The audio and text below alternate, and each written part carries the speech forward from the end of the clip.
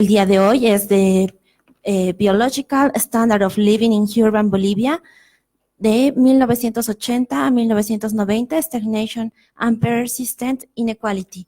La presentación la va a llevar a cabo el doctor Boris Braniza. Él es doctor en Ciencias Económicas y máster en Economía Internacional de la Universidad de Göttingen en Alemania, además de magíster en Política Social y Desarrollo Humano de la Universidad Andina Simón Bolívar, máster en Economía y Finanzas de la Universidad de Ginebra, Suiza. Además, él es docente a tiempo completo en la EPC. Queremos invitarlo a pasar, por favor.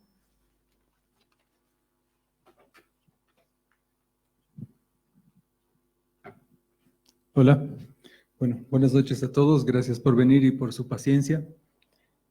El trabajo que voy a presentar es un trabajo conjunto con mis amigos y colegas José Pérez Cajías y Nígel Caspa.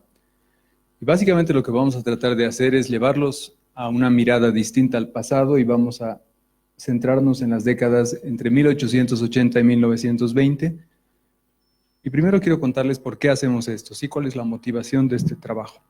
Uno de los gráficos que a mí más me ha impresionado en mi vida de estudiante ha sido este. Es un libro que recomiendo a todos, es de Clark, de Gregory Clark, en el cual él trata de explicar un poco la historia económica de la humanidad y del mundo. Y en uno de sus gráficos principales, él trata de explicar la gran divergencia, siendo el tema de que los países avanzados empiezan a tener niveles de ingresos per cápita muchísimo más altos que los países que nos quedamos estancados. Y solamente por pura casualidad, uno de los países considerados es Bolivia, que está aquí, yo lo he pintado en amarillo, y en realidad no me interesa tanto la divergencia, que es un fenómeno conocido, sino porque son solamente Bolivia y Uganda que tienen datos recién a partir de 1950, siendo que para los otros países de la comparación, Argentina, Inglaterra, etcétera, te puedes ir hasta 1880 prácticamente, ¿sí?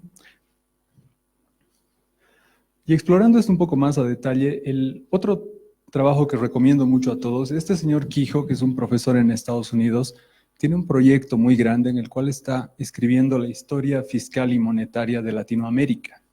Y uno de los capítulos es sobre Bolivia, y justamente se llama la historia fiscal y monetaria de Bolivia, y considera el periodo 1960-2015. Y José es uno de los coautores aquí. Y si ustedes se fijan en la figura 1, cuando hablan del crecimiento económico moderno en Bolivia, todo empieza el año 1950. Entonces, ¿qué tenemos atrás? ¿Sí? Básicamente no hay nada, pero esas líneas que veíamos tan planas, sí muestran, por supuesto, los ciclos que todos conocemos, ¿sí?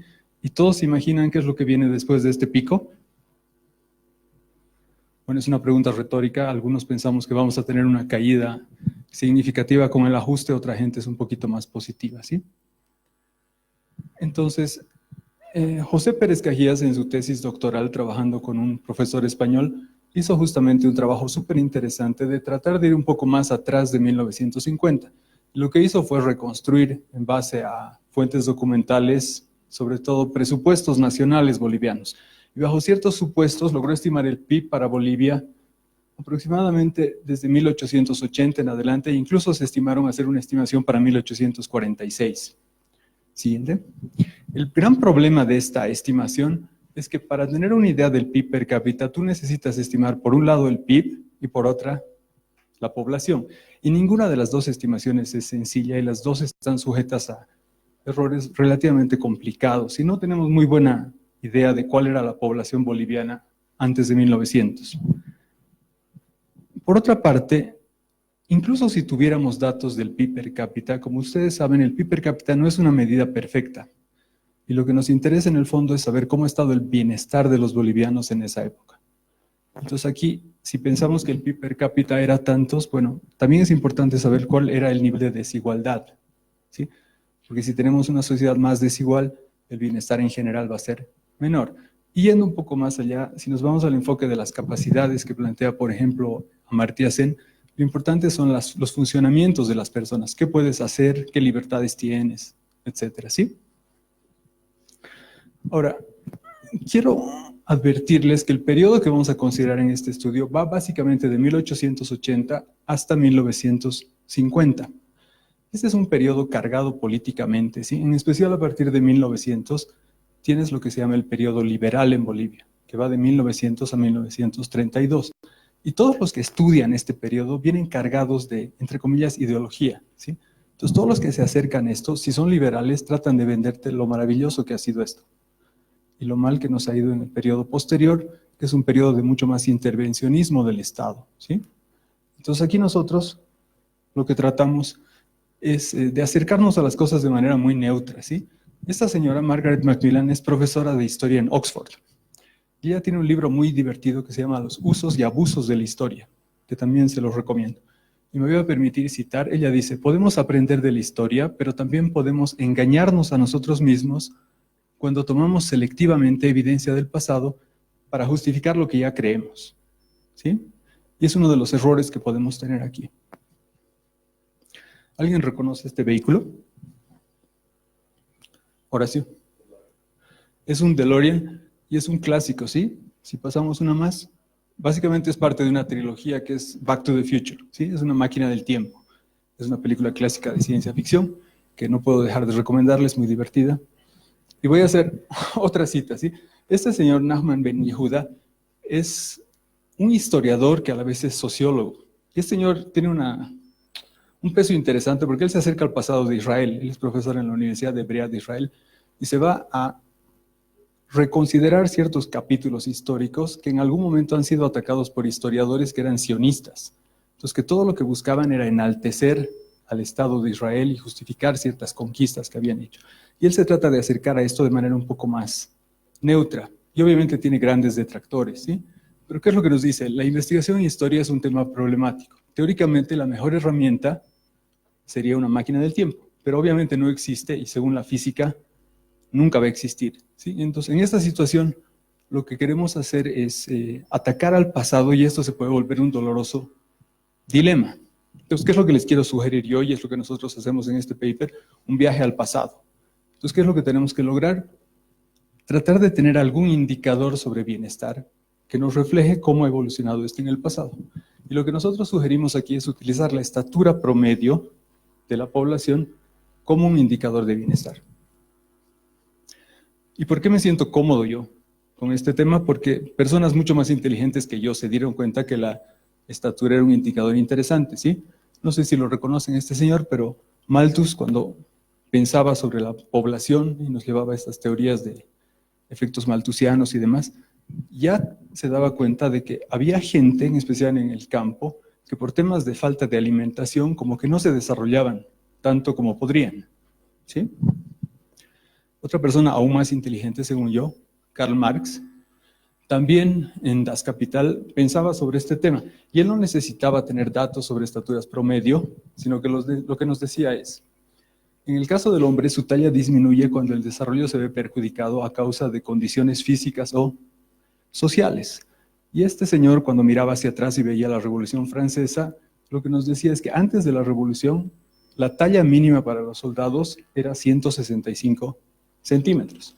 Pero después de la Revolución hubo tantos problemas que lo que tuvo que hacer el gobierno francés es bajar eso a 157 centímetros. Entonces, esta baja en la talla mínima para los soldados, para él era un reflejo de cómo estaban las situaciones físicas y sociales, ¿sí? Este es un tema un poco aparte para si alguno de mis estudiantes de econometría estuviera aquí. Otra cosa divertida de trabajar con estaturas es que la estatura es una de esas pocas medidas que per se sigue una distribución normal.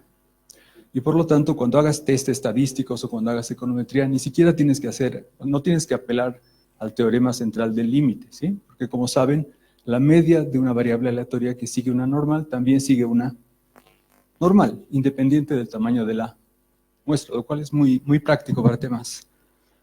Ahora, esta es una literatura muy extensa y aquí solamente quiero hacer un ejemplo, ¿sí? Estos señores hacen una revisión de lo que ha pasado en Estados Unidos desde 1800 y básicamente lo que nos quieren mostrar, aquí la línea negra es la estatura medida en centímetros y esta es la evolución de los adultos norteamericanos entre 1800 y 1942. Por otra parte, ellos tienen acceso a información sobre la esperanza de vida, pero esta no es la esperanza de vida tradicional, sino es la esperanza de vida medida a la edad de 10 años. Lo que quiere decir que en este momento una persona de 10 años podía esperar vivir como 50 años más. Y como todos ustedes perciben, la correlación parece ser extremadamente alta. Y la idea es, si tú no tienes acceso a indicadores de salud, puedes utilizar la estatura para hacerte una idea de cuál ha sido la evolución del bienestar, sobre todo en el largo plazo. Si esto no les parece una correlación extraordinaria, me rindo. ¿Sí? Ahora, quiero que también entiendan que esta es una literatura relativamente antigua. Por si alguno conoce, estas siglas son de una revista muy importante que es el Journal of Economic Literature, que es una revista que lo que hace es sintetizar el conocimiento en ciertas áreas, pero cuando hay un cúmulo suficiente de conocimientos que se han ido acumulando a lo largo de décadas. Entonces, ya en el año 1995, uno de los promotores de esto, que se llama Steckel, publica un artículo que se llama Estatura y el estándar de vida. Y quiero hacer referencia a esta figura que me parece súper importante. Y aquí lo que él trata de explicar es por qué utilizamos la estatura. Y básicamente utilizamos la estatura por falta de información. Y si ustedes se fijan aquí, la estatura tiene determinantes próximos. ¿Qué quiere decir eso? Que hay ciertas variables que me van a explicar la estatura y que tienen que ver obviamente con qué comes, la dieta, qué enfermedades padeces, cuán intensamente trabajas, cuánto esfuerzo físico haces, cuánta energía gastas para mantenerte en vida, y obviamente también hay un componente genético, ¿sí? Pero yendo más allá de estos determinantes próximos, hay lo que este señor llama los determinantes socioeconómicos. Y en realidad la estatura de una persona te está reflejando también los niveles de ingreso, la desigualdad, temas de salud pública, higiene, el entorno de las enfermedades y también temas como la tecnología, cómo está organizado el trabajo en una sociedad, temas de valores culturales y obviamente el precio de la comida, ¿sí? Entonces la idea es, utilizamos la estatura cuando no tenemos acceso a este tipo de información. Y obviamente esto va mucho más allá, porque también la estatura tiene efectos sobre mortalidad, morbididad, además, y esto es algo que se va reforzando, ¿sí? Entonces, solamente para que tengan una idea, si nunca han visto este tipo de literatura, en el mismo paper están documentadas la evolución de la estatura promedio de varones adultos en distintos países europeos. Y aquí he destacado a dos. Aquí tenemos básicamente para 1850, 1900 y 1950.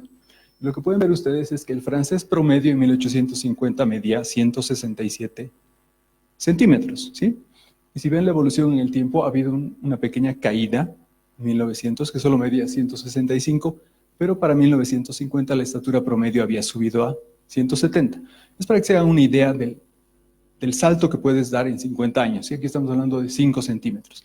Y si haces una comparación entre Holanda y Francia, también es divertido. No sé si alguno de ustedes ha estado en Holanda, pero cuando vas a Holanda te sientes realmente pequeño. O sea, la gente es extremadamente alta, pero no siempre ha sido así. De hecho, si te vas hasta 1850, los holandeses en promedio medían solamente 164 centímetros, es decir, eran más bajitos que los franceses. Pero para 1950 ya miden 178 centímetros, lo cual te permite ver que en 100 años han subido 14 centímetros en promedio. Todo esto, por supuesto, tiene la connotación de que la genética se mantiene relativamente constante en la población, ¿sí? Para cerrar un poco esta introducción, quiero hacer referencia a un trabajo reciente de Martínez, Carrión y Salvatore, en el momento en que ha habido el último congreso sobre antropometría, que ha sido hace poco en Chile. ¿Qué es lo que estos señores dicen al reflexionar sobre todo lo que sabemos, sí? Ellos plantean que la historia antropométrica, que es lo que estamos haciendo, ya es una disciplina bien establecida, no solo en España y Portugal, sino también en Latinoamérica, y ellos documentan más de 100 estudios que tratan de estudiar la evolución de la estatura y de asociarla a temas de historia, económica, medicina, biología y antropología física.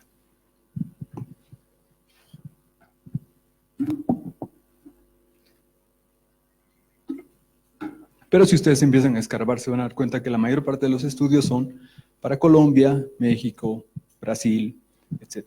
Y ellos mismos, aquí puedes volver al anterior, lo que documentan es que hay ciertos países que han sido poco investigados, entre ellos todo lo que es América Central, las islas del Caribe, y en lo que es Sudamérica hay muy pocos estudios para Ecuador, Bolivia, Paraguay y Uruguay. Entonces, ¿qué es lo que hemos hecho nosotros? Hemos encontrado un nicho para divertirnos un poco y hacer avanzar la ciencia, ¿sí?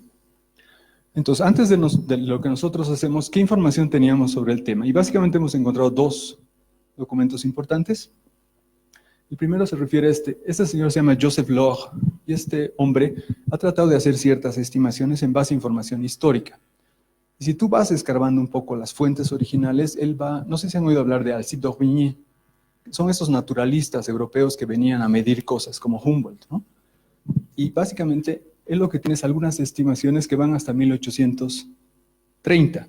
Pero él básicamente lo que hace es busca libros antiguos y ve si alguien ha medido a gente y se concentra en el área rural y especialmente en nuestra población aymara y quechua.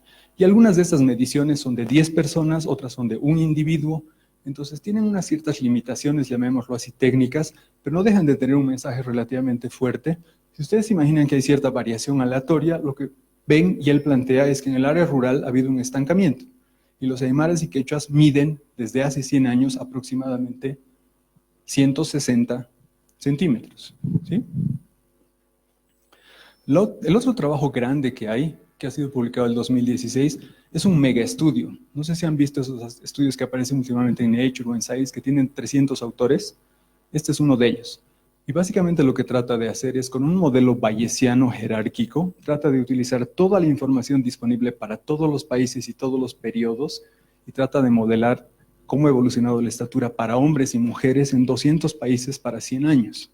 Y el espíritu de estos modelos, para los que no están familiarizados, es que como en el concepto de estimación de área pequeña, es como si tú te fortalecieras con datos que están cerca tuyo. Entonces utilizas los datos del Perú para estimar de alguna manera los datos bolivianos y los cuadras con los datos argentinos, y así tienes como que más fuerza para tus estimaciones. Y como para Bolivia casi no hay datos, la estimación de ellos para varones, la estimación puntual es esta línea negra, y la verde y la roja son los intervalos que están por encima y debajo del intervalo de credibilidad en el lenguaje bayesiano.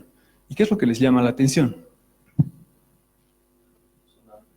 Son extremadamente amplios, ¿sí? Si nos vamos a 1900, lo que nos dice este estudio es que el boliviano promedio adulto, varón, medía entre 152 y 162 centímetros. Y 10 centímetros es un intervalo relativamente grande, ¿sí? Obviamente, a medida que pasa el tiempo, empiezan a aparecer más datos y el intervalo se vuelve más pequeño. Entonces, ¿qué datos usamos nosotros aquí? Adelante, por favor. Hemos tenido la gran suerte, y aquí tengo que hacer un poco de anécdota. No sé si alguno de ustedes conoce el Archivo de la Paz, obviamente. Y esta gente ha tenido la lucidez de que en algún momento la policía estaba, como todos nosotros, botando cosas de su archivo. Y ellos han rescatado una serie de materiales. Y el que nosotros utilizamos es toda la documentación que recabó la policía en el momento de empezar a emitir cédulas de identidad. ¿Y por qué empezaron a emitir cédulas de identidad? Porque hubo una ley de diciembre de 1927 que instituyó la cédula de identidad en Bolivia. Y como muchas cosas, como el Banco Central y demás, parece que había como misiones, ¿sí? Como la misión Kemmerer, y todo el mundo se ponía de acuerdo y empezamos a fundar bancos centrales. Y en este caso, también estamos dentro de esa lógica. Chile instituyó un documento de identidad en el 24 y Perú lo hizo en el año 31. Y parece que tenía también algo que ver con temas de criminalidad. Que los criminales se movían de un lado al otro y no había cómo identificarlos, ¿sí? Pero también se piensa, y esto lo hemos hecho revisando información del Parlamento de esa época, que lo que buscaba el gobierno en ese entonces era, por una parte, tener más plata para defensa e infraestructura. Si piensan, estamos poquito antes de la Guerra del Chaco.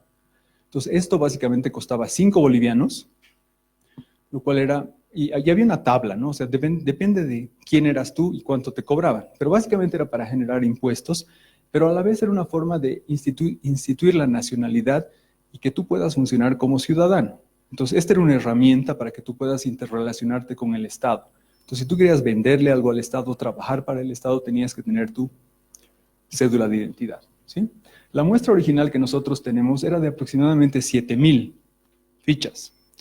Y originalmente queríamos tener a hombres y a mujeres, pero por la época las mujeres eran una minoría muy, muy pequeña y básicamente casi no tenían cédulas de identidad. Entonces, toda la muestra era de hombres, y lo que hemos hecho es remover a todos aquellos que tienen menos de 19 años o más de 50, y esto entienden todos por qué.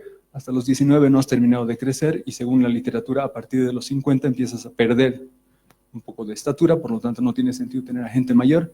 En un minuto les voy a explicar que también por qué eliminamos a los trabajadores rurales de la muestra, y lo que hacemos es eliminar a un outlier o observación extrema, que se las muestro a continuación, ¿sí? Entonces, ¿cómo se ven nuestros datos? Esto es un diagrama de puntos donde aquí tengo el año de nacimiento de las personas y esta es su estatura en centímetros. ¿Alguien reconoce al señor que está ahí? Es el gigante Camacho, exactamente. Y él es el único punto que removemos de la muestra porque es un claro outlier y está poniendo ruido. Y tenemos también la ficha suya y es interesante ver que lo denominan comerciante y en realidad parece que este señor se estaba yendo a luchar a la Argentina y necesitaba un documento para ellos, ¿sí? ¿Qué es lo que ven aquí intuitivamente todos los que han pasado un curso de estadística básica? Imagínense que calculan la media para cada uno de estos años y hacen una línea. Lo que su intuición les debería decir es que tienes una cosa más o menos horizontal, ¿sí? ¿Seguimos? Entonces, y aquí quiero pasar 2 minutos porque esta es la primera vez que yo realmente he trabajado con este tipo de datos. Normalmente las bases de datos te llegan en formato stata, tú las procesas. Aquí hemos tenido que ir a la fuente original. Y estos son lo que se llaman los prontuarios, que no tienen una connotación como la que tienes ahora, que tu prontuario es cuántos delitos has cometido, sino en el momento en que tú ibas a sacar tu cédula de identidad, te tomaban cierta información. Y la información que nosotros aprovechamos es el nombre que está ahí. Este señor era un señor machicado, y está el nombre de su padre y su madre, dónde ha nacido. Aquí está que ha nacido en 1881, cuál es su profesión, en este caso se trata de un sastre. Y además sabemos, y lo han medido, que este señor medía 161 centímetros. ¿Sí? Aquí tenemos otro caso de un señor de apellido Reyes Ortiz, que también es paceño, nacido en 1910, y él medía 170 centímetros y resulta que era ingeniero, ¿sí? Les muestro estas dos fichas porque parecen muy similares, pero no lo son tanto, ¿sí? Y aquí mi recomendación a todos los que hagan investigaciones cuantitativas es eviten las respuestas abiertas, porque son conflictivas, ¿sí? ¿Qué es lo que nosotros hubiéramos querido? Tener un poquito más de información sobre el nivel educativo de la persona. Entonces aquí hay una cosa que dice instrucción. Y el policía de turno a este le puso regular y a este señor le puso tiene.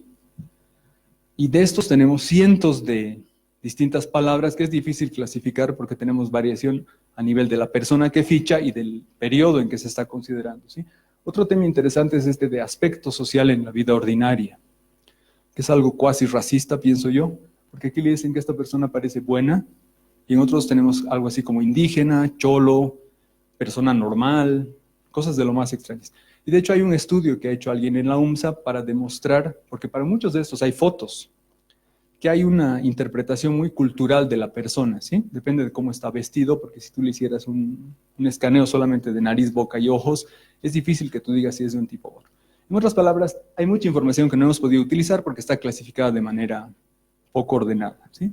Lo que sí utilizamos, y hay una pregunta importante, es si lee y escribe. Aquí les quiero contar un poco. Hemos partido de una muestra y una de las cosas que tienes que hacer en este tipo de estudios es saber si lo que tú tienes es representativo de la población que quieres estudiar.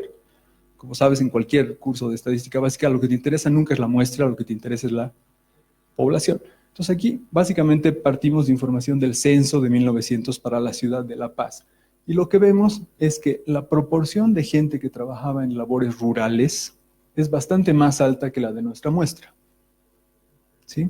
Y para solucionar esto, lo que hemos hecho es concentrarnos solamente en la parte urbana. Si pasas a la siguiente. Entonces, una vez que excluimos estos trabajadores rurales, tenemos gente que trabaja básicamente en temas urbanos. Esos hacen actividades que calificamos como manuales.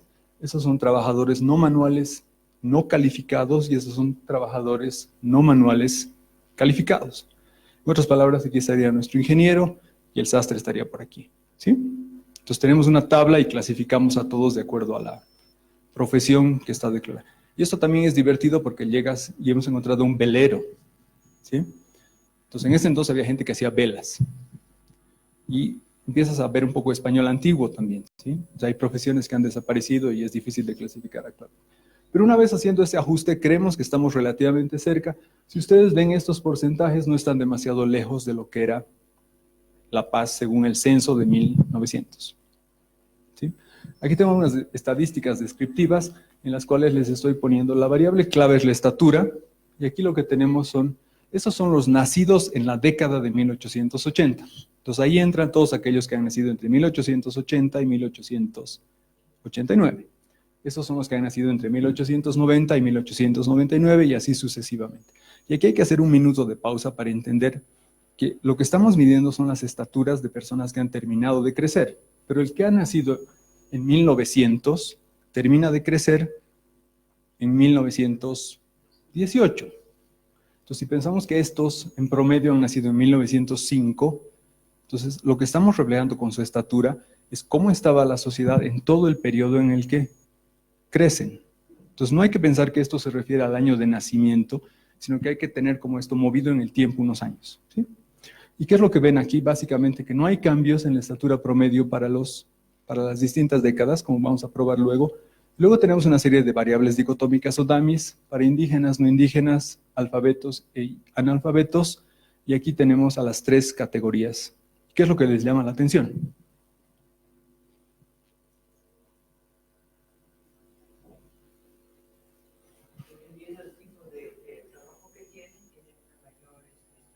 ¿Sí? Aquellos que se dedican a este tipo de trabajos parecen ser más altos que los otros, ¿sí? Y tienes una diferencia relativamente importante. Y la otra cosa que llama la atención es que los indígenas miden en promedio no solo menos, ¿se acuerdan? 160 es el número mágico de Joseph Lowe. Entonces no estamos muy lejos de eso, ¿sí?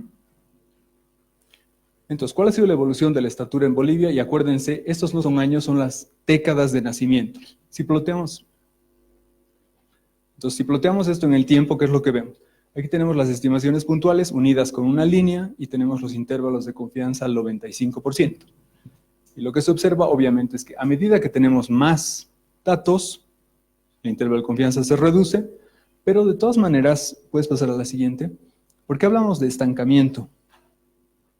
Porque esta distancia es 1 centímetro, ¿sí? Entonces, en realidad, esto que aparenta ser un crecimiento, estamos hablando de diferencias de 4 a 3 milímetros. Entonces, en realidad, la gente se mantiene más o menos en la misma estatura, ¿sí? Esa es la parte del estancamiento en el título. Y luego lo que tenemos aquí es una representación por estos 3 grupos. Si se acuerdan, 2 representan a los trabajadores manuales no calificados y manuales calificados. Y aquí también tenemos intervalos de confianza, que son estas líneas rojas. Y lo que se observa a grandes rasgos es que hay estancamiento en cada una de las categorías y ninguna de las categorías se acerca a la otra. Y es lo que nosotros llamamos desigualdad persistente, ¿sí? Y además estamos hablando, como les digo, entre 1880 y 1950. Son un par de generaciones en las cuales no logramos detectar cambios en la estatura promedio.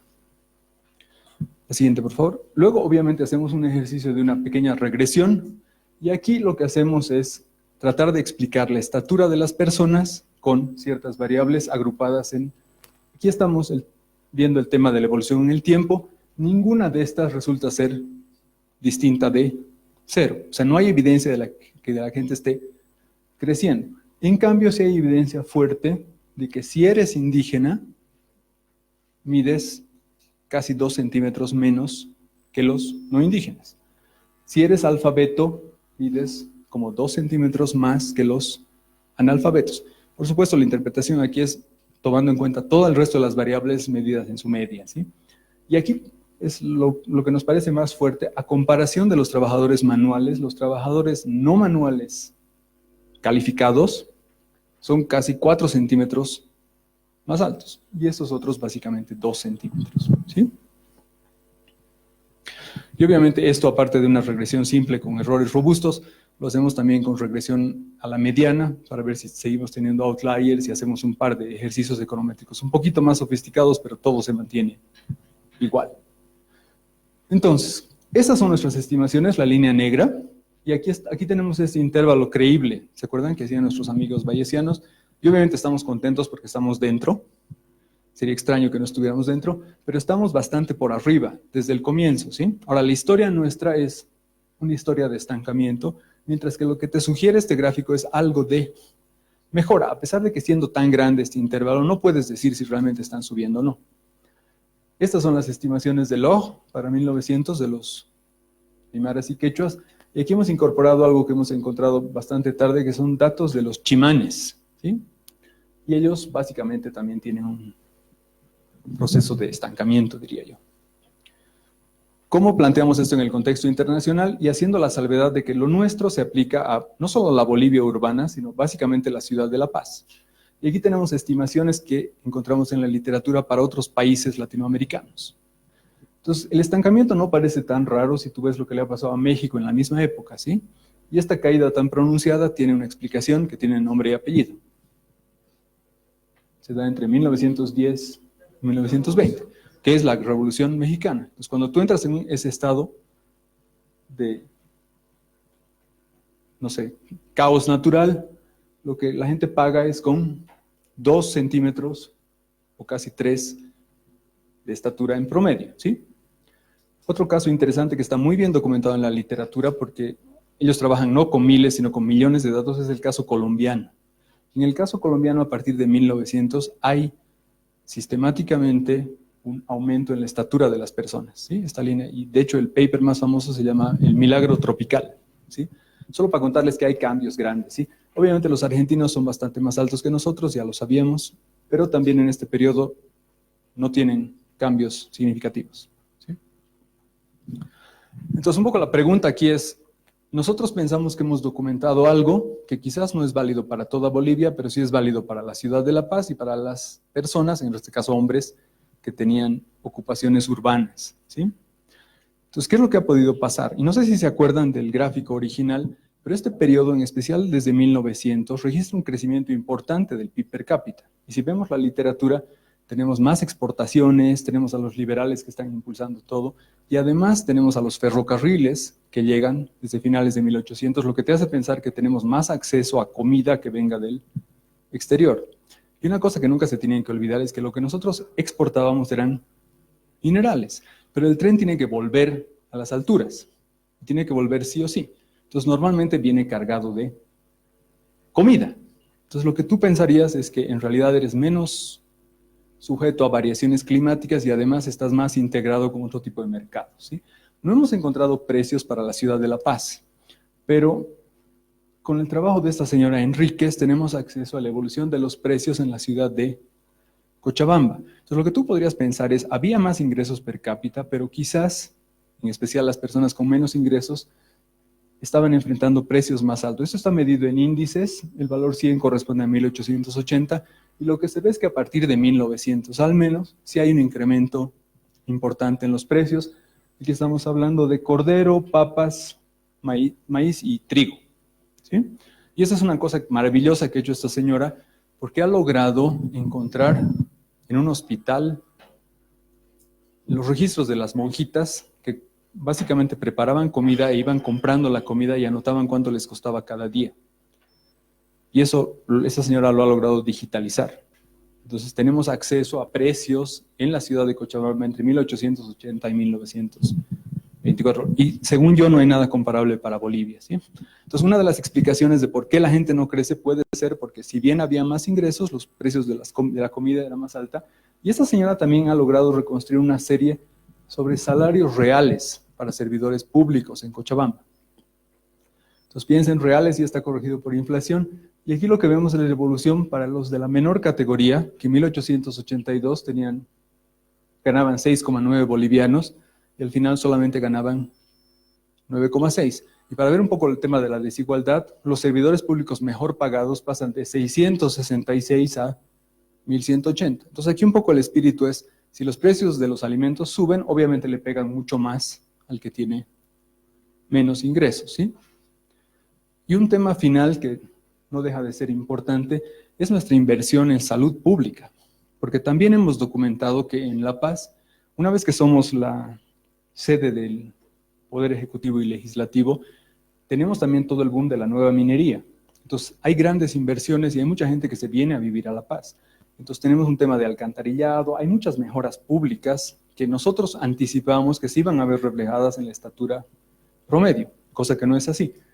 Y una historia que es bien conocida de los liberales es que empezaron a invertir mucho más en educación. Esta línea celeste básicamente es cuánto gastas en educación con respecto al gasto total a nivel nacional. Y esto realmente da un salto para 1900, cuando llegan los liberales, y pasa de un valor del 2% al casi 10%. ¿Sí? O sea, hay un impulso importante en educación que está bien documentado. Pero si encuentras datos de salud, que son mucho más difíciles, y solamente hemos encontrado a partir de 1911, lo que ves es que el gasto en salud, como porcentaje del gasto total, en este país, para la época, nunca ha superado el 1%. Entonces, realmente no ha habido grandes avances en lo que es la salud. Y si ustedes se acuerdan, la mortalidad estaba muy asociada al tema de la estatura, ¿sí? Estas son algunas exploraciones que hacemos.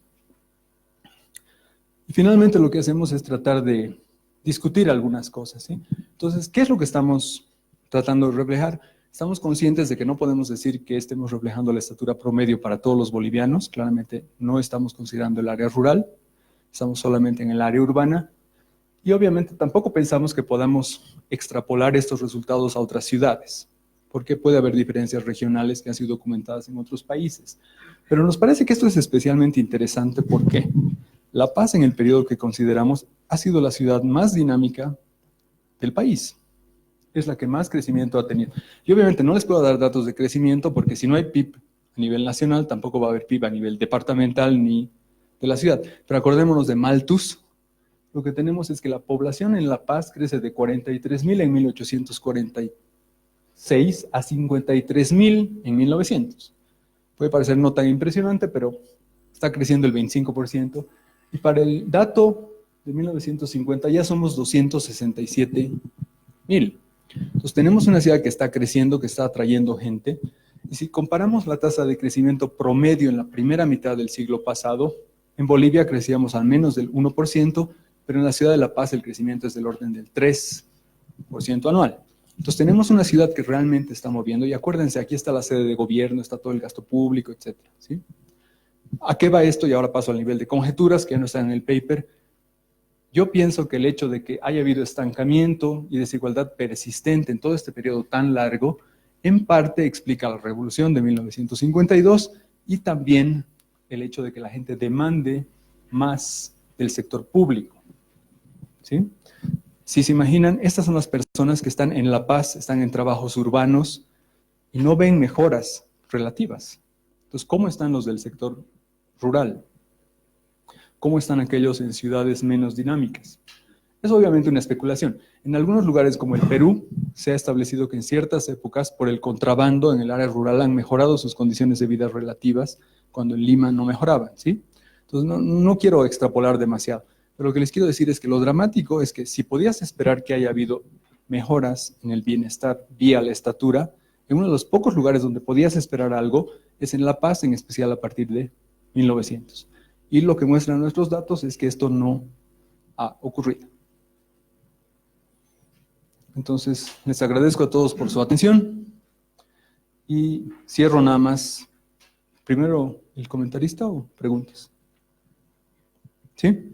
Entonces, resumiendo, antes de cerrar, según yo, el aporte de este trabajo es que por una vez tenemos datos nuevos que nos permiten echar un poquito de luz a una parte desconocida de nuestra historia. No pensamos que nuestros datos tengan todas las respuestas, pero pensamos que por fin podemos dar una respuesta cuantitativa a ciertas preguntas. Gracias.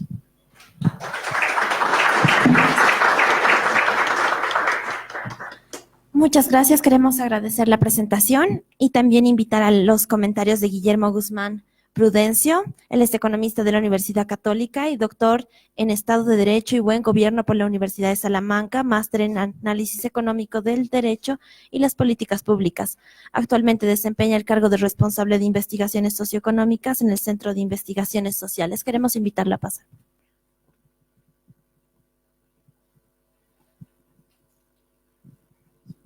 Hola.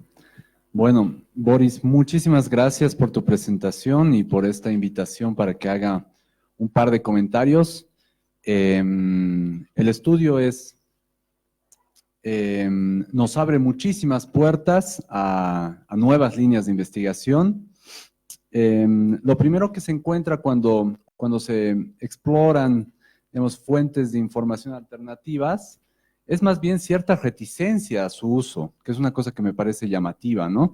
Hablando de este tema con profesores, economistas, mayores que yo, más bien lo ven como no, la estatura no es exactamente el bienestar, ¿no? Existe esta percepción y a mí me parece una percepción errónea, ¿no? En ausencia de información, fuentes alternativas de información pueden tener algunos problemas o muchos problemas, pero en cualquier caso es mejor que no tener ninguna información, ¿no? Y como bien muestra el estudio que has presentado, para el periodo anterior a 1950, realmente nuestra carencia de información sobre datos económicos es en muchos casos casi absoluta, ¿no? Entonces, en primer lugar, quiero rescatar lo valioso de abrir nuevas perspectivas de investigación y de ser valiente en la utilización de fuentes de información alternativas. El tema de la estatura en Bolivia es un tema que siempre ha sido muy llamativo y no sé si te he contado directamente a ti, voy a aprovechar para contarles a todos, pero sí le he contado a José, que es amigo mío, una anécdota sobre la guerra del Chaco, ¿no? En algún lado leímos que hubo una misión boliviana, ya una vez comenzada la guerra, que fue a Alemania y a Checoslovaquia, donde estaban las fábricas de los famosos fusiles Mauser, ¿no? A comprar fusiles para armar al ejército, ¿no? Y el alto mando boliviano pidió una cantidad enorme de fusiles Mauser para caballería, ¿no?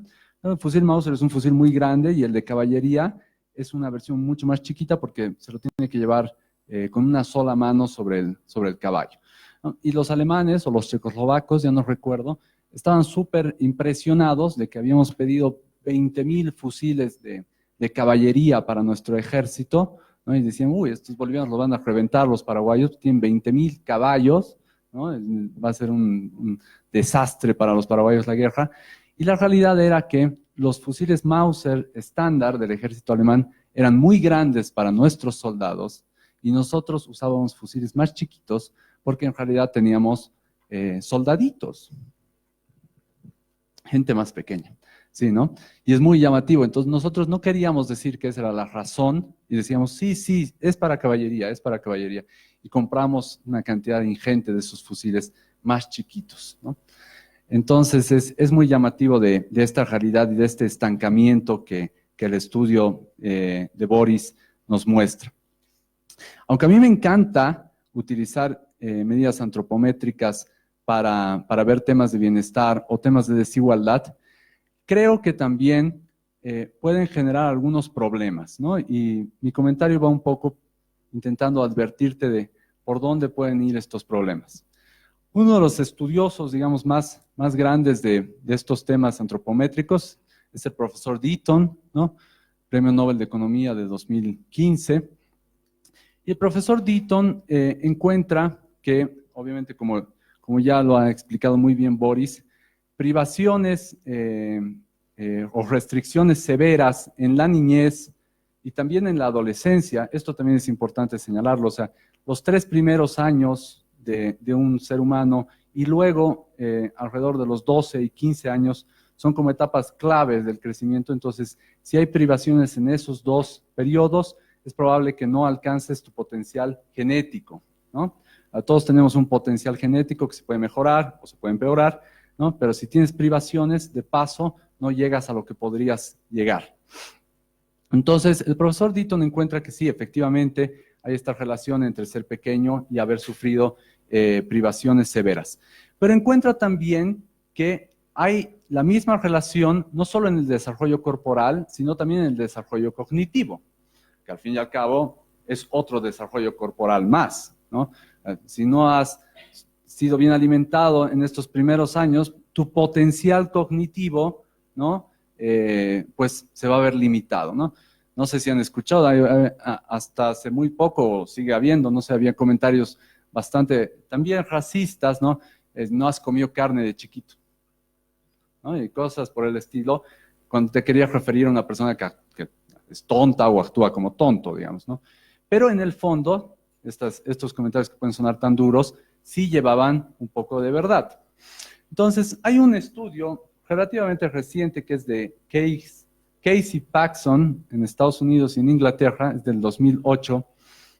Y estos tipos intentan ver, con datos de los dos países, una muestra súper grande, cuál era la relación entre la estatura y el salario, ¿no? En Estados Unidos y en Inglaterra. Y encuentran que hay una relación muy potente, ¿no? Podemos cuestionarlo, lo que fuera. Y ellos explican esta relación por el hecho de que las personas altas tendrían sistemáticamente capacidades cognitivas mayores que las personas pequeñas, ¿no? Entonces, si se dan cuenta, lo que quiero advertir es que empezamos a entrar en un territorio que es peligroso y roza lo nazi, ¿no? Constantemente.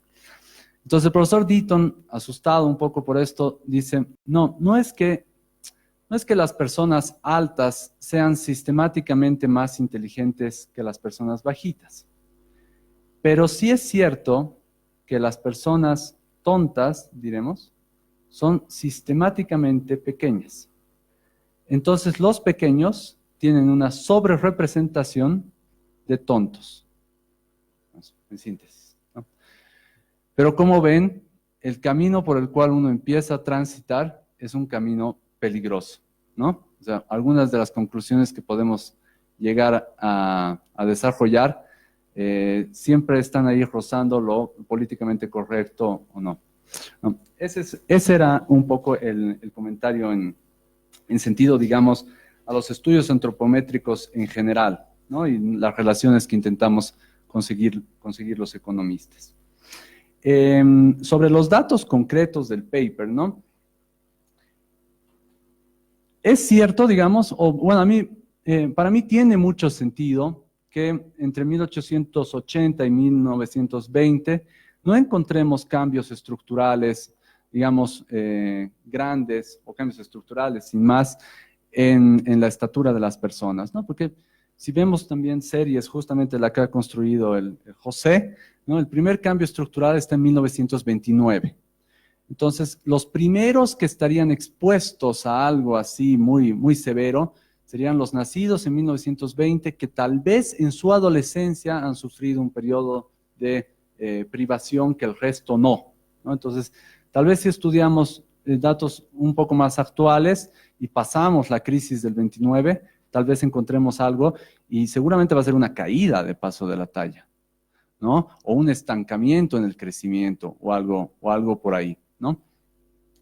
Ahora, también hablando directamente ya del estudio, me resulta llamativo que cuando vemos digamos, las estimaciones propias del estudio comparados con los de National Risk, ¿no? Del estudio bayesiano grande, está dentro de los márgenes, pero está muy cerca del intervalo superior, ¿no?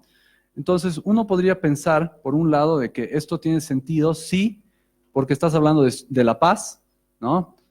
O sea, en el interior del país la situación era peor, ¿no? Estás hablando de la ciudad más pujante en pleno auge del liberalismo, la ciudad liberal, entonces también tiene sentido, pero yo también tengo mis dudas. ¿Por qué? Porque cuando uno ve datos modernos, digamos, de estatura de La Paz comparado con el resto del país, somos más bajitos. Y somos más bajitos, bueno, no que todos, digamos, somos más altos que los orureños o que los potosinos, pero ya ven por dónde va lo que voy a explicar, ¿no? Somos más bajitos porque no tenemos oxígeno, ¿no? Es un fenómeno también que está bastante documentado, es un fenómeno de hipoxia. Entonces, parte de nuestro potencial genético no lo logramos porque no nos desarrollamos adecuadamente, ¿no? Si todos tenemos primos en Cochabamba o en Santa Cruz, son sistemáticamente más altos, ¿no? O las mujeres, lo propio, ¿no? Porque las cosas crecen mejor allá donde hay más oxígeno. Entonces, ese dato, digamos, me llevaría a pensar que más bien los datos del occidente del país deberían estar un poco por debajo de la media del país en general. Pero bueno, en cualquier caso, la recopilación de datos que ustedes han hecho con el archivo de La Paz y todo es valiosísima. Bien, esos son todos mis comentarios, Boris. Muchas gracias.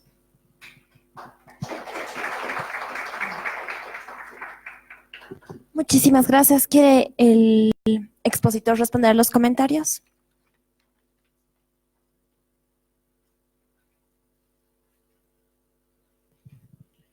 Aló. Bueno, Guillermo, muchas gracias por tomarte el trabajo de leer el documento y hacer comentarios pertinentes e inteligentes. Hay dos temitas que quisiera explorar. Obviamente, Deaton es una de las personas más críticas de esto, ¿no? Y estamos conscientes, nosotros estamos en la línea en que cree que esto tiene sentido. Lo que tratamos de hacer es justamente evitar comparaciones entre países. Lo que presentamos es solamente referencial. Y con respecto a lo del oxígeno, más bien nosotros pensamos que es algo súper positivo, porque en realidad no hay diferencias de oxígeno desde 1880 a 1920. Entonces lo que tenemos es algo como controlado en el tiempo. Y como todos se registran en La Paz, puede ser que sean sistemáticamente más bajitos o más altos que los otros, pero no es algo que cambie en el tiempo. Y es por eso que pensamos que refleja el cambio en el bienestar. Por otra parte, el hecho de que estemos más cerca del upper bound de los bayesianos nos lleva a pensar que en realidad, y eso es algo que no... O sea, viendo el censo de 1900, claramente estamos en algo así como la élite. Entonces es como de esperar que estés en la parte más alta de la distribución, justamente porque hemos quitado de la muestra a aquellos trabajadores rurales, que como hemos visto, sistemáticamente miden un par de centímetros menos, ¿no? Pero, bueno, es lo que los datos nos dicen. Y el comentario que has hecho, que también me parece muy valioso, es que... ¿Podemos volver a mi presentación? Nos vamos al comienzo.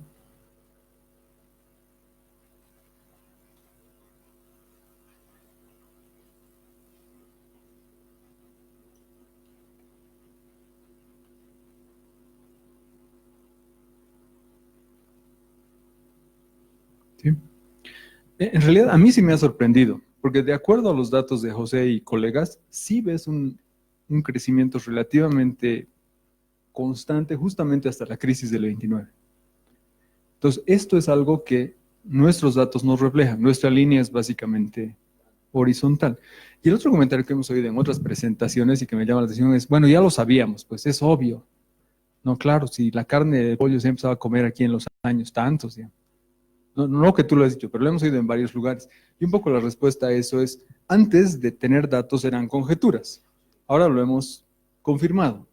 Y un Gedanken experiment, que es ese experimento mental que uno hace, todos ustedes han visto que en la última generación los chicos son más altos que sus padres.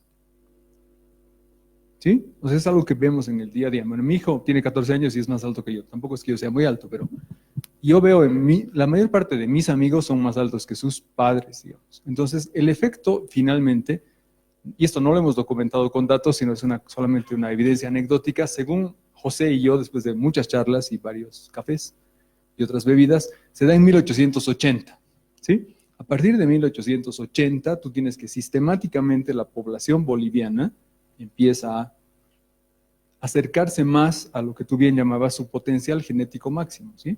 O sea, todos estamos programados para una cierta estatura, pero solo la logramos si las condiciones son óptimas. Las condiciones son óptimas cuando no estás expuesto a enfermedades y cuando tu nutrición neta cumple tus estándares, ¿sí? Entonces, lo que queremos hacer nosotros es tratar de expandir esto y justamente, en base a otras series que estamos explorando, tratar de juntar 1950 con la actualidad para documentar justamente cuándo hay ese salto.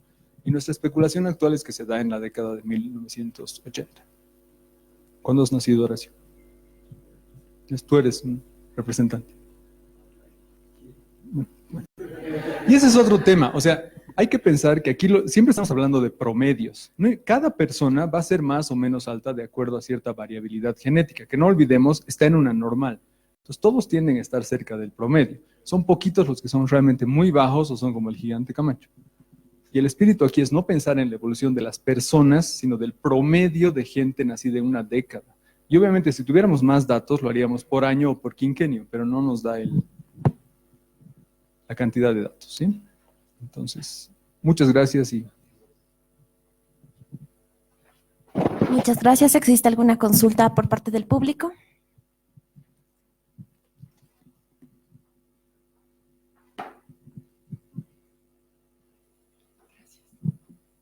Buenas noches.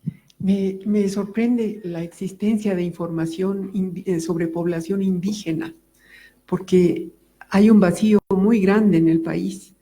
Entonces, y más aún datos tan precisos, digamos, relacionados con la estatura. Y también me parece muy osado e interesante tomar otras fuentes de información, porque en las formales, digamos, uno no accede, pero ¿cuál fue la fuente de información de población indígena, por favor?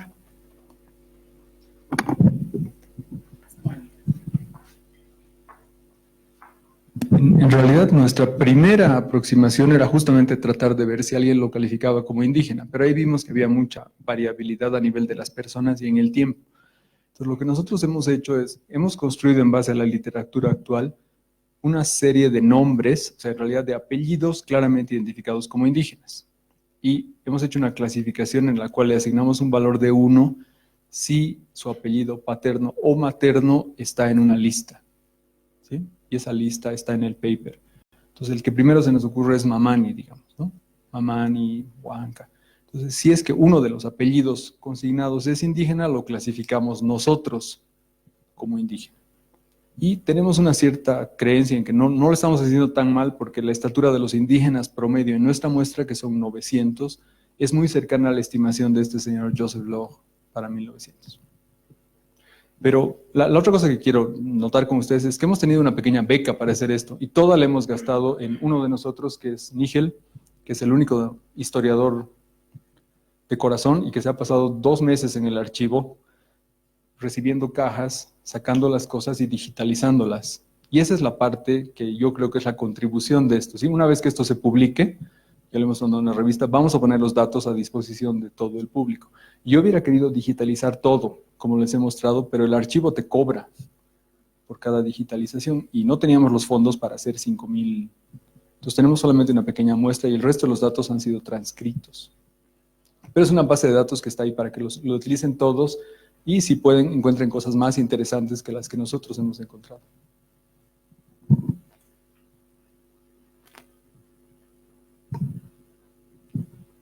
Muchísimas gracias, Boris. Felicitarte por el trabajo.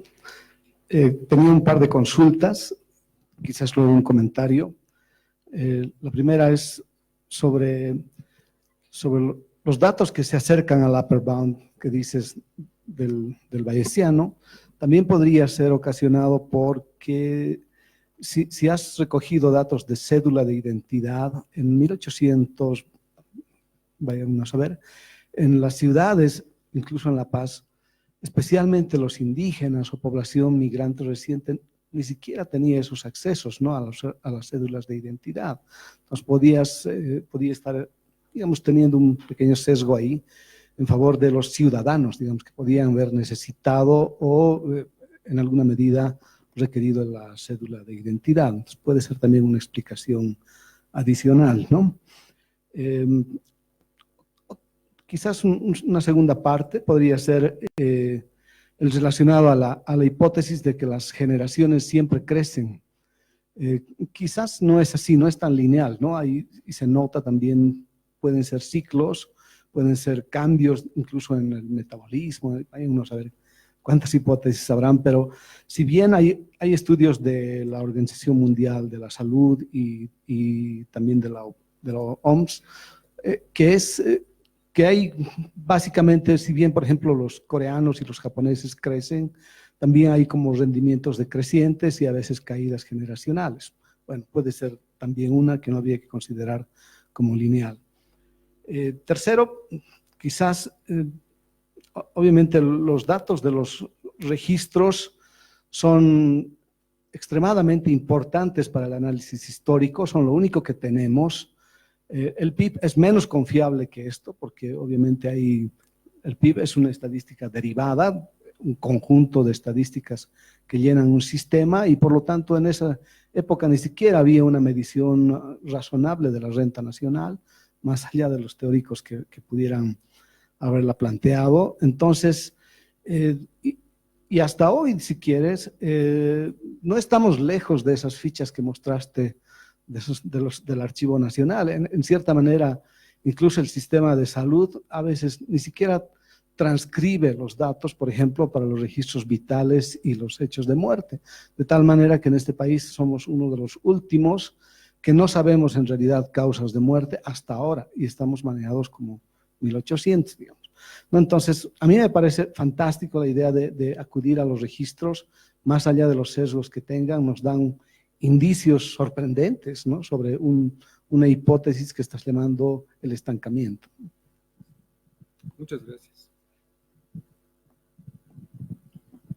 ¿Alguna otra consulta antes de proceder con la respuesta?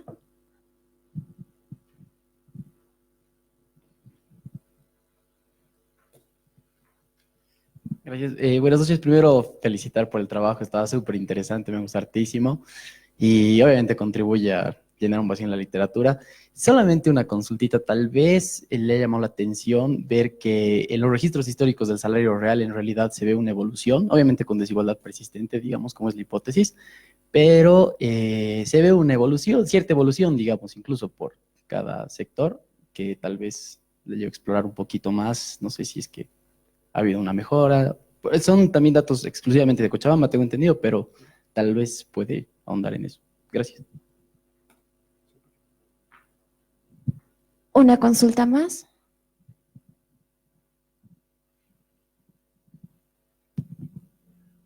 Buenas noches, muy bueno el trabajo. Tengo una pregunta. Se pusieron a ver qué es lo que pasa con la población de hombres que viven en la ciudad de La Paz después de 1950 como ejercicio para comprobar si estamos más bienes o estamos por debajo del potencial genético o tal vez ha habido una mejora, ¿no?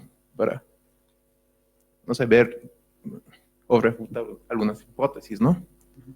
Eso.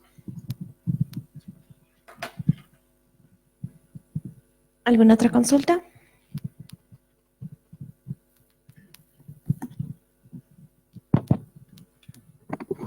Hola. Hola. Bueno, en fin, muchas gracias por los comentarios. Yo, de hecho, dudo de los datos del PIB actual, de Bolivia, en especial el crecimiento. Entonces, me dirán cuánto puedo confiar del valor en 1950 o las estimaciones previas. Pero, de todas maneras, creo que José ha hecho un gran trabajo tratando de hacer estimaciones hacia atrás y también es un aporte súper significativo. Con respecto a esto del comentario, claramente se podría especular que solo una élite se podía permitir pagar lo que costaba una cédula de identidad. Entonces, claramente estamos con gente de un cierto nivel que se ha autoseleccionado para esto. Ahora, no estamos demasiado lejos de acuerdo a mi comparación de datos con el censo. ¿Sí? Y además estamos felices de encontrar a un porcentaje no despreciable de indígenas. Entonces, tenemos algo que nosotros pensamos que no representa al total de los varones bolivianos, ni siquiera al total de las personas del Departamento de La Paz, pero sí es una representación razonable de las personas, o sea, de los varones adultos que se dedicaban a trabajos urbanos, ¿no? Y es por eso que no nos sorprende que estemos en la parte alta, porque estamos hablando de cierta élite en el lugar más pujante, digamos, ¿no? Luego, con respecto a esto de las causas de muerte, esto es más grave de lo que tú dices, porque últimamente hay consecuencias legales para el médico. Entonces, muchas veces el médico o en el hospital le ponen algo como distinto a lo que realmente ha pasado, porque si hay no sé cuál es el término técnico, como una interrupción involuntaria del embarazo, le puede caer una sanción muy grave al médico. Entonces, le ponen cualquier cosa. Es lo que me han dicho los médicos que están ahí. Entonces, nuestras estadísticas de salud no solamente son primitivas porque no están digitalizadas, sino también tienen un sesgo por la legislación. O sea, no porque lo diga yo, sino porque lo dicen los que saben, ¿no? Eso del salario real es muy interesante y obviamente estamos interesados en seguir un poco esto y lo ideal sería encontrar fuentes para la ciudad de La Paz. Entonces, estamos haciendo un esfuerzo para ver si alguien ha sistematizado esta información para saber cuánto cobraban en promedio los funcionarios en la ciudad de La Paz. Pero todavía no hemos tenido éxito en esto. Y con respecto a explorar esto después de 1950, también estamos tratando de encontrar fuentes. Lamentablemente, hemos utilizado todo el periodo que consignan estos datos. Ese es un poco el archivo que se transfirió al archivo de la paz de la policía en ese momento. Entonces, lo que tenemos que tratar de hacer es ver si hay información y estamos explorando posibilidades en hospitales. Porque los hospitales, no sé si se acuerdan, pero cuando tú entras a un seguro o cuando te enfermas, una de las cosas que hacen es te toman la temperatura y generalmente también te tallan y te toman el peso incluso, lo cual abre posibilidades de ver otras medidas como el índice de masa corporal o cosas por el estilo, ¿no? Para ver otras figuras. Pero en definitiva, lo que les quiero decir es que si las cosas no están digitalizadas, necesitas fondos para hacer este tipo de investigaciones, porque necesitas a alguien al que le guste estar en un archivo y que se pase 3 meses digitalizando cosas. Y eso en el estado actual de la situación no es tan sencillo. Y es por eso que también la señora Hernán Rosario, que es la que trabajaba en Cochabamba, también ha hecho un trabajo monumental de digitalizar toda esta información de los funcionarios públicos en Cochabamba, los precios en base a los registros de estas monjitas, y todo eso lo está subiendo para que esté a disposición del público. Entonces, en general estamos generando un bien público, pienso yo, que es más información para que la gente reflexione. Y bueno, si Dios quiere, nos veremos en un par de años para mostrarles la evolución hasta ahora y ver que la gente crece en 1980.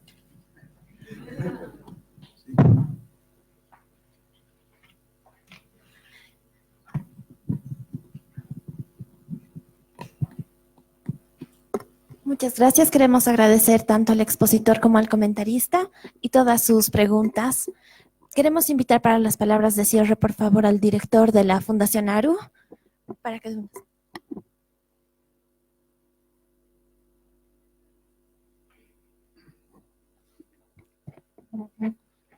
Bueno, muchísimas gracias.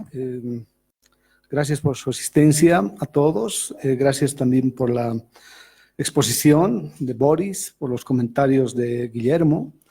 Nos satisface muchísimo presentar documentos de altísimo nivel que elevan la calidad de la investigación en Bolivia en un taller como esto que ha sido fundado hace un poco más de 7 años casi.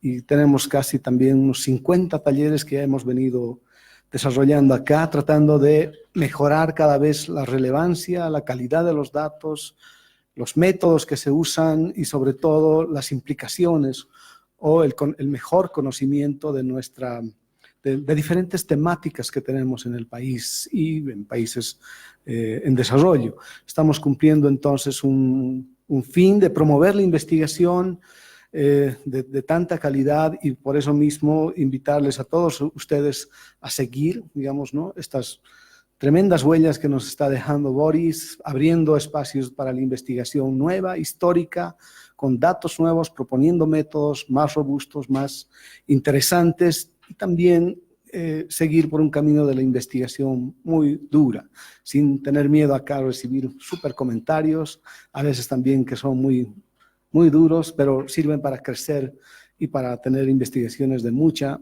y mucha mayor calidad cada vez, ¿no? Muchísimas gracias a todos. Gracias.